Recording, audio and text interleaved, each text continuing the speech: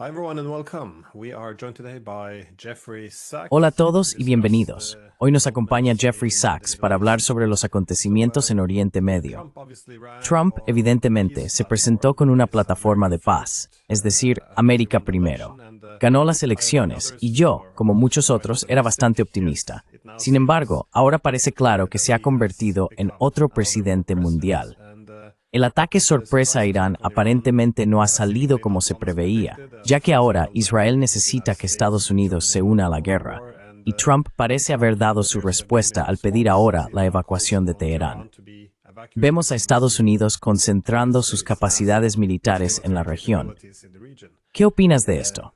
¿Esperas que What do you Estados make of Unidos se this? Do you involucre expect the directamente en US la to get guerra contra directly Irán? involved ¿O esto forma parte de in the las war negociaciones against de Iran, Trump? or is this part of Trump's negotiations?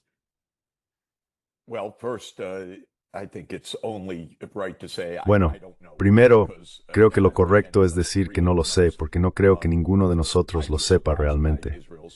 Me sorprendió el ataque sorpresa de Israel, quizá no debería haberme sorprendido.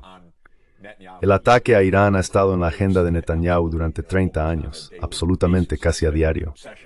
Ha sido una obsesión de Netanyahu que Israel arrastre a Estados Unidos a una guerra contra Irán.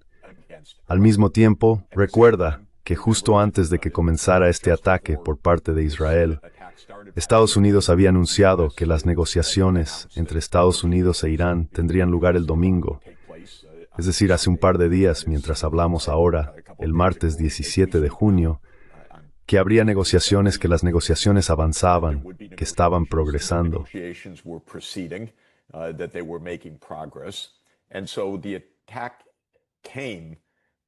Así que el ataque se produjo en el contexto de declaraciones públicas sobre un proceso de negociación que no solo estaba en marcha, sino que se informaba en términos positivos como un proceso que avanzaba. Así que la pregunta, en un sentido muy estricto, es: ¿fue todo un subterfugio para que Irán bajara la guardia y así Israel pudiera atacar? ¿O actuó Netanyahu de forma independiente y luego arrastró a Trump, basándose en la percepción de Netanyahu sobre el control dominante de Israel en la política exterior estadounidense? No sabemos estas cosas con certeza. Especulamos desde fuera. Podemos decir que los gobiernos actuales en Estados Unidos, Europa e Israel son caóticos. Todo lo que se dice públicamente es una mentira en un sentido u otro. Nada se explica claramente, nada se explica de forma honesta. No hay coherencia de un día para otro.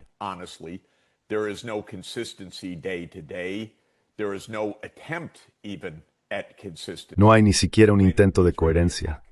Cuando comenzó el ataque israelí, Trump no dijo, bueno, esto fue una sorpresa. Dijo, lo sabíamos, pero no formábamos parte de ello. No hizo ninguna alusión al hecho de que las negociaciones iban a tener lugar 3 días después. No hay un intento de dirigirse al público como adultos o de manera racional. Se trata de un pequeño grupo, básicamente mafiosos, que luchan por su territorio mafioso. El resto de nosotros somos espectadores, preguntándonos cuándo caerán las bombas en nuestro barrio, cuándo matarán a seres queridos en algún lugar. No participamos en todo esto, salvo como observadores. Curiosamente, cuando Trump se fue de la reunión del G7 y Macron declaró, al parecer, que Trump volvía a Washington para lograr un alto el fuego,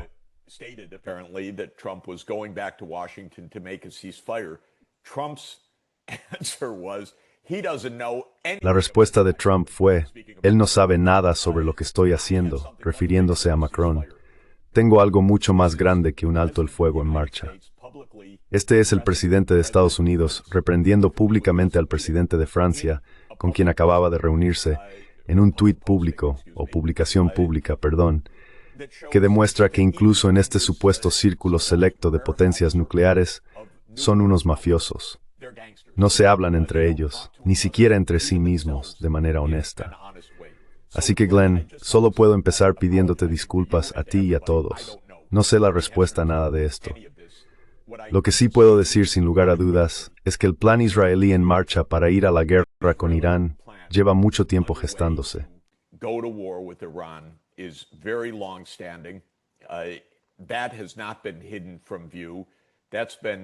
Eso no se ha ocultado a la vista.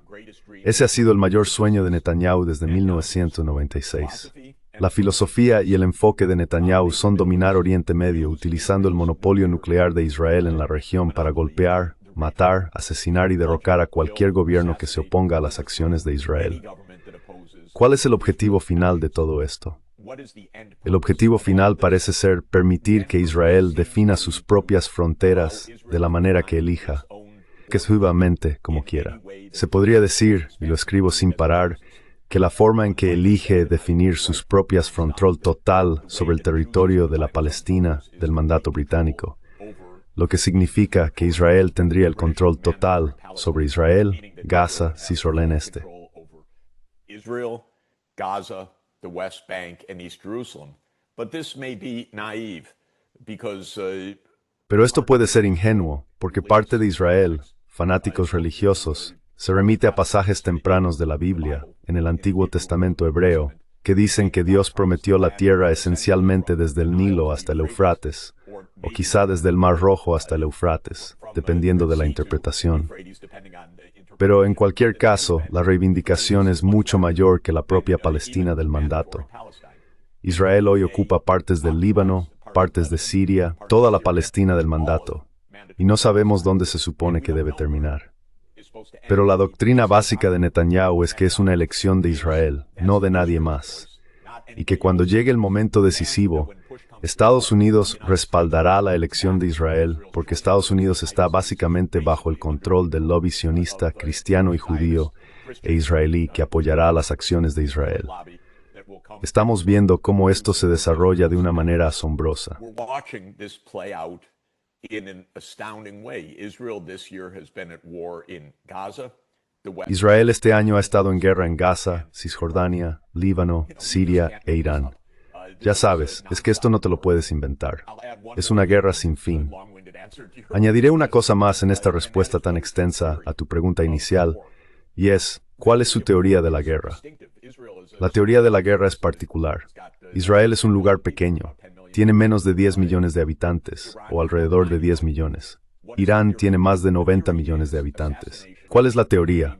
La teoría es el asesinato selectivo y el cambio de régimen. Así que la idea es la decapitación, en lugar de la invasión militar terrestre. La idea es deshacerse de Saddam Hussein y que Irak se convierta en un vasallo de Israel. Deshacerse de Muammar el-Gaddafi y que Libia se convierta en un vasallo de Israel. Eliminar al gran líder, y entonces Irán sirve a los intereses de Israel. Esto por sí solo es una especie de locura. Es una verdadera insensatez. This is a true insanity, and we don't have to look further than Y no tenemos que buscar más allá de los resultados de las guerras de Netanyahu. ¿Libia se estabilizó? No. Libia ha caído en una violencia incesante desde 2011, en una guerra abierta, no en la vasallaje de Israel. ¿Somalia se alineó como quería Israel? No. Somalia cayó en el caos. ¿Sudán se estabilizó cuando Estados Unidos derrocó al gobierno sudanés apoyando la rebelión de Sudán del Sur? No. Sorprendentemente, Sudán no solo se dividió en dos, sino que cada una de esas dos partes está hoy en guerra civil. ¿Líbano se estabilizó? No. ¿Siria se estabilizó? Bueno, sí, quizá ahora sea un estado yihadista bajo control israelí temporalmente. Eso parece ser el caso. ¿Irak? No. La salida de Saddam Hussein no creó un estado vasallo, aunque sí un estado ocupado. Así que la teoría del cambio es el asesinato y la decapitación, liderados por el Mossad en lugar de sobre el terreno. Y creo que esta es también la teoría del cambio de Irán. and I think that this is the theory of a change for Iran as well. That's Tataya. Jag förväntar mig av kan gå suttinga. Well, they not just hope, they believe in their arrogance. Bueno, no es solo esperanza. Creen, en su arrogancia, que pueden controlar la situación. La historia ha demostrado, y esta era la comprensión clásica desde la Segunda Guerra Mundial, el bombardeo aéreo no conduce a un cambio de régimen, para empezar.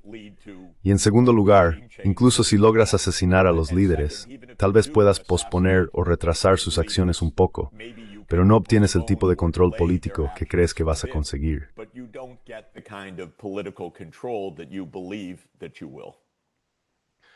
You mentioned the G7 as Mencionaste el G7 y a Trump. Él criticó duramente a lo que llamó Macron buscando publicidad. Pero lo interesante en la reunión del G7 es que tanto los estadounidenses como los europeos decían que pedían una desescalada, tanto en Ucrania como respecto a Irán. Pero no parece muy sincero. También mencionaste que hay muchas mentiras, porque en Ucrania, si realmente quisieran una desescalada, alguien habría levantado el teléfono. Y también en el caso de Irán, dijeron que querían desescalada, pero no pudieron pedir un alto el fuego. De hecho, ese fue el contexto en el que Macron dijo que Trump iba a trabajar en un alto el fuego, y Trump respondió enfadado. Entonces, ¿qué significa exactamente desescalada si no estás dispuesto a considerar la reducción del conflicto? ¿Es solo palabrería o cómo interpretas ese lenguaje? The basic idea of the United States, La idea fundamental de Estados Unidos, Reino Unido y Francia, especialmente si hay una idea, es que son tres potencias imperiales. La idea es, nosotros determinamos el límite, así que somos quienes determinan los resultados de un conflicto. Esa es la mentalidad. Por supuesto no es así. Este es el mundo posterior al imperialismo occidental. Pero las potencias imperiales occidentales creen que determinan el resultado, y por tanto en el caso de Ucrania, la idea ha sido, bueno, sí, habrá un alto el fuego, pero según por ejemplo Macron o Starmer, la OTAN se ampliará y Rusia tendrá que aceptar X, Z y A, B, C, D, E, F, G y así sucesivamente. Y así no hay ningún intento de abordar la política de fondo. En Oriente Medio ocurre lo mismo. In the Middle East, the same is true. The unspoken part of all of this is La parte no dicha de todo esto es la pretensión de Israel de tener voz y voto en Oriente Medio, en términos de territorio, en términos de aplastar, incluso exterminar al pueblo palestino, si es a lo que se llega. Creo que no dudarían en hacerlo, como han demostrado en Gaza. Esa es la parte no dicha. Así que la parte occidental, estas potencias imperialistas, piensan que la idea es imponer ese resultado. Quizá discrepen sobre las tácticas, pero lo que me resultó fascinante, en términos de retórica política, aunque no sorprendente, fue que Israel ataca a Irán. ¿Y qué ocurre en la retórica de todo Occidente, de estos llamados países del G7? La respuesta inmediata no es, Israel no debería haber atacado a Irán. Israel should not have attacked Iran. The immediate response was Israel has the right of self. La respuesta inmediata fue, Israel tiene derecho a la autodefensa. Es tan surrealista, tan orwelliano, que ni siquiera resiste el más mínimo análisis propagandístico. Pero esto es exactamente lo que ocurrió al día siguiente del ataque unilateral de Israel, en el contexto de negociaciones para poner fin de manera definitiva al programa de armas nucleares de Irán, con supervisión internacional. La respuesta no fue preguntar, ¿por qué hizo esto Israel en el contexto de negociaciones en curso? Ni Israel no debería haber hecho esto, ni siquiera reconocer que Israel lo hizo. La postura que Europa mostró en el Consejo de Seguridad de la ONU, casi me caigo de la silla con cada declaración, fue que Irán no debía escalar la situación.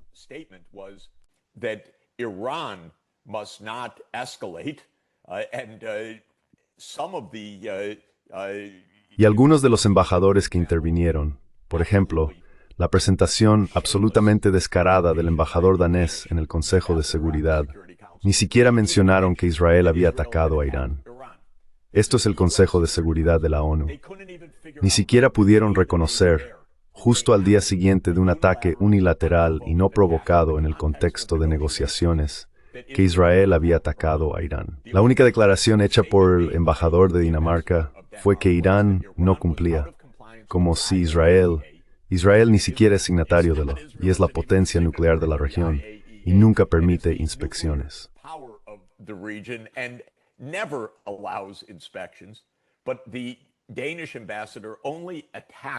Pero el embajador danés solo atacó a Irán por no cumplir, sin mencionar las negociaciones, y mucho menos sin siquiera mencionar que ese mismo día Israel había atacado a Irán, o las declaraciones de los líderes israelíes de que matarían a la dirigencia iraní. Nadie dijo una palabra sobre eso. Así que este G7 es patético. Ya sabes, Trump vino, se fue, no importó. Es patético. Luego uno de ellos publica algo, Macron, y Trump desprecia la publicación de Macron. Son niños que no nos respetan como ciudadanos. Y esto es triste, porque estos niños no saben jugar juntos, ni siquiera entre ellos, mucho menos con el resto del mundo. Pero tienen sus manos sobre los arsenales nucleares que pueden destruirnos a todos, y no escuchamos ni una palabra honesta al respecto.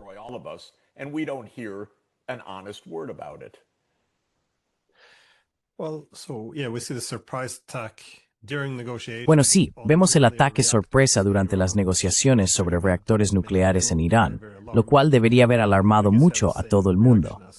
Pero supongo que tuvo la misma reacción que los ataques contra el sistema de disuasión nuclear de Rusia hace 2 semanas. No hay nada en su lugar. Sí, también vi a los líderes europeos argumentando que, bueno, los iraníes tienen la culpa y que deben desescalar. Y sonaba algo similar a lo que decía Netanyahu, porque él estaba dando un discurso diciendo, ya saben, tenemos derecho a defendernos. Y también, después de un cambio de régimen, después de destruir el gobierno de Irán, la gente allí los recibiría como libertadores y vivirían pacíficamente lado a lado después de que el régimen hubiera sido destruido. ¿Realmente creen esto estas personas? ¿O es simplemente una retórica de guerra descarada, sabiendo que los socios repetirán sin crédito todo lo que digan?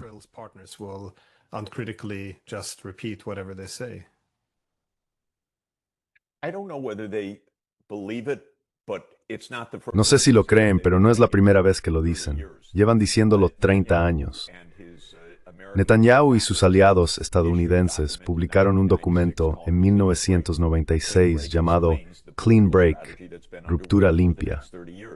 Clean Break explica la estrategia política que se ha estado llevando a cabo durante los últimos 30 años, que consiste en que Israel no negociará con Palestina y por lo tanto involucrará a todo Oriente Medio en una guerra, trayendo a Estados Unidos para que actúe en su favor, y que la clave es tener regímenes dispuestos a aceptar esto. Así que la idea desde el principio ha sido que los 5 a 10 millones de judíos en Israel determinen la política de los aproximadamente 400 millones de árabes en el mundo árabe, y por supuesto, cifras mucho mayores si se incluye al mundo islámico.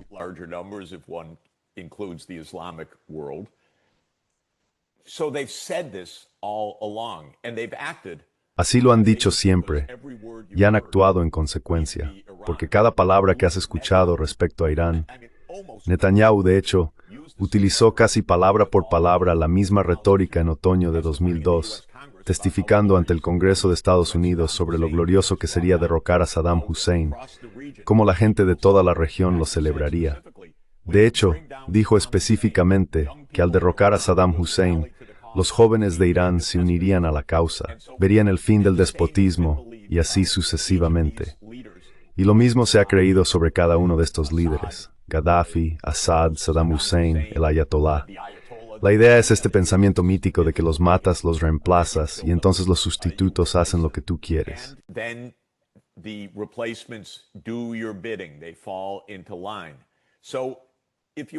Se alinean. Si me preguntas si lo creen, creo que sí lo creen porque es su estrategia. No es simplemente una táctica, es su estrategia a largo plazo. Y han construido un aparato en torno a ello. Israel es en gran medida una máquina de asesinatos. El Mossad es una organización de asesinatos que elimina a líderes a los que se opone, creyendo que esto dará lugar a líderes que apoyarán su causa. Debería decir, por cierto, que esto resuena en Estados Unidos. Estados Unidos, con aproximadamente el 4% de la porción mundial, alrededor del 4,1%, ha intentado controlar al resto del 95,9% de la población mundial. Lo hace, por supuesto, con bases militares por todo el mundo, alrededor de 750 bases militares en 80 países.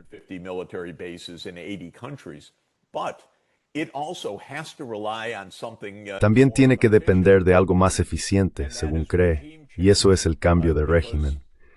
Porque Estados Unidos no tiene el personal suficiente para desplegar sus legiones romanas, si se me permite la analogía, por todo el mundo. Necesita que los gobiernos se alineen con él. Tiene muchos estados vasallos. Los europeos son estados vasallos en este sentido. Pero la idea ha sido el cambio de régimen como el instrumento más importante que tiene Estados Unidos, porque no quiere ni puede ser una fuerza de ocupación, así que tiene que imponer regímenes afines. Así que esto quizá encaje con el modelo imperial de hace mucho tiempo, en el que se colocan sátrapas o se establecen estados vasallos locales, porque realmente no se puede ocupar cada lugar si se tiene la mirada puesta en el control global.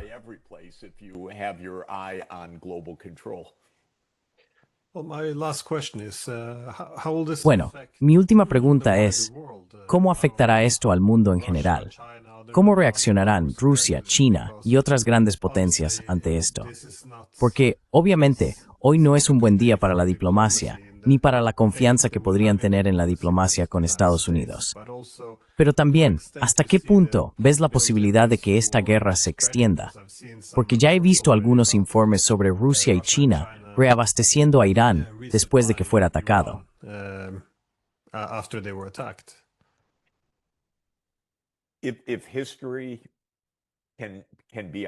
Si la historia puede servirnos de guía, y es una guía muy imperfecta, desde luego, porque cada circunstancia es diferente, el enfoque actual fracasará. O bien la fanfarronería militar por sí sola fracasará porque Kreklan y Drausen no tendrá los recursos necesarios, o incluso Israel y Estados Unidos juntos no tendrán la capacidad para derrotar a Irán. Eso es posible. Lamentablemente, no soy lo suficientemente experto en temas militares como para dar una opinión autorizada al respecto. Pero sí sabemos que las estimaciones enormemente exageradas del poder militar occidental forman parte de esta historia. Estados Unidos no ha ganado guerras en décadas. A veces ha tenido victorias militares, pero rara vez ha ganado realmente una guerra larga.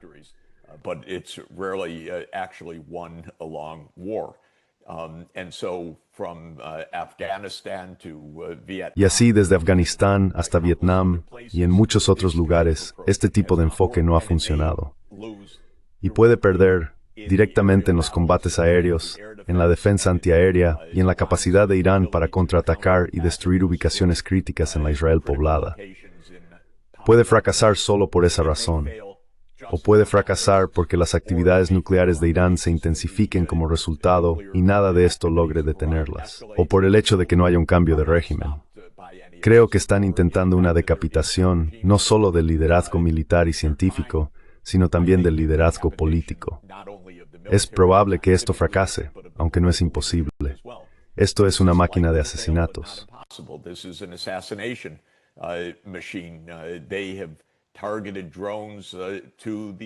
Han dirigido drones contra edificios de apartamentos y pisos o viviendas específicas. Así que ellos, utilizando los métodos del Mossad, que es una unidad de asesinatos, han logrado ciertos avances. Pero eso puede fracasar. Creo que es más probable que fracase que tenga éxito. Incluso si tuviera éxito, no ocuparía un país de más de 90 millones de personas, que es grande, disperso, diverso y en muchos aspectos tecnológicamente sofisticado. Rara vez unos pocos ataques aéreos cambian realmente el destino de la política o de las naciones. La mayoría de las veces no ha ocurrido. Así que creo que estamos en un camino de riesgo y peligro extraordinarios y de la típica fanfarronería y sobreestimación de la capacidad israelí y occidental. Israeli and Western capacity. That has been the general rule. Esa ha sido la norma general, sobreestimar lo que aporta la ventaja occidental, porque el factor más fundamental de nuestro mundo actual es la multipolaridad. El dominio occidental, estos líderes del G7, no controlan la situación, ni tienen la ventaja militar decisiva para hacerlo. Pero al final, cada uno de estos golpes y contragolpes nos acerca más a la aniquilación nuclear, porque la verdad aún más fundamental es que tenemos armas nucleares por todas partes. Y no solo Irán cuenta con el respaldo de Rusia, también tiene el apoyo de Pakistán. Y la idea de que esto es simplemente una demostración unilateral de Israel, armado nuclearmente, contra el mundo islámico, contra Irán, contra el mundo árabe, este tipo de ilusión realmente podría acabar con todos nosotros. Could really get us all killed, this kind of delusion. Well, Professor Sachs, thank you, my friend. Bueno, I appreciate profesor your Sachs, time. gracias, amigo mío. Su tiempo. Es increíble que hayamos acabado en esta situación. Creo que todo el mundo se dio cuenta de lo loca y absurda que sería semejante agresión. Y eso es exactamente lo que está ocurriendo. It's just turning out as well. It was so crazy that I didn't think it would happen, honestly. This is my Fue tan loco que sinceramente no pensé que fuera a suceder. overestimate. Esto es mi ingenuidad, tengo que admitirlo, porque constantemente sobreestimo la idea de una respuesta racional a nuestras circunstancias y subestimo la arrogancia, la prepotencia, los odios y la disposición de personas como Netanyahu a llevarnos al borde del Armagedón nuclear. Readiness of people like Net. Por cierto, tengo que decir, y debería añadir, que hay un grupo, por extraño que parezca, que contempla la posibilidad de un Armagedón nuclear y se encoge de hombros diciendo, bueno, eso es todo profecía bíblica del libro del Apocalipsis. As well, that's all biblical prophecy in the book of Revelation. I get my email from American Christian Recibo correos electrónicos de evangelistas cristianos estadounidenses, que son la principal base de votantes del extremismo israelí. Y recibo cartas que me explican, Señor Sachs, todo está en la profecía, y cuanto más oscuras se ponen las cosas, más señales son de los tiempos del inminente Armagedón. Eso para mí es quizá el punto más aterrador, que algunas personas en este planeta realmente contemplan la posibilidad del Armagedón no solo con tranquilidad, sino incluso con expectación. Esto es aterrador y hay millones de votantes estadounidenses así. Por extraño que parezca, tengo que decirlo, pero en realidad ese es el hecho. Weird as can be, I have to say, but actually that's the fact. Well, on the unexpectedness, I Bueno, mentioned the- sobre lo inesperado, de hecho estuve en el programa del juez napolitano unas horas antes del ataque sorpresa. Y también expresé, bueno, cierta suposición de que quizá esto no sería un ataque, porque sería demasiado loco. Pero de nuevo, me equivoqué. Así que bueno, gracias de nuevo, profesor Sachs. Well, thanks again, Professor Sachs. Great, great. Genial, genial estar contigo. Gracias. Seguiremos observando y conversando.